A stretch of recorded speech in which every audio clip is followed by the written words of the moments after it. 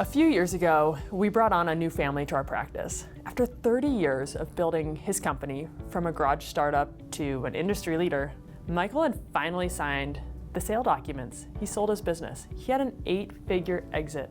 And while he should have felt really triumphant, in that moment, he felt hollow, empty. He told me the story about how he was standing at his office window after the sale occurred and he got a text from his wife and it said, "Congratulations, how does it feel?" He didn't answer because he couldn't explain that even though he reached this summit, it only revealed that there was more mountains ahead. The money was substantial that he got from his exit, but now what?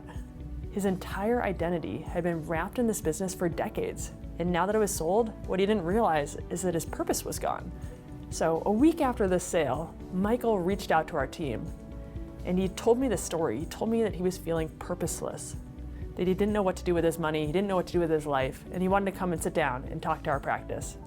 After hearing this story, I suggested, instead of sitting down in our office, in our conference room, let's go for a walk. Let's go to Round Valley.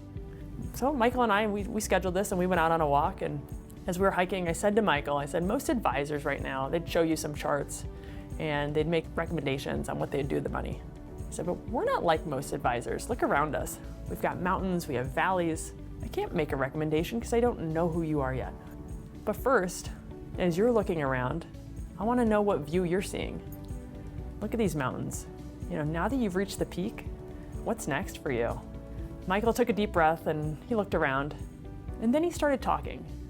He shared with me his concerns about preserving his wealth, sure, but he also shared concerns about finding meaning, giving back, creating a legacy that was beyond his business, raising great kids.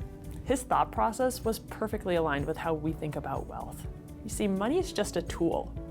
The real challenge isn't managing assets. Lots of people can do that. The challenge is aligning them with your bigger purpose. As we walked back to our cars, we discussed some actual applications and things we were gonna do. But what really struck Michael that day, I think, was how different this felt from other conversations with financial advisors. We weren't talking about products or portfolios.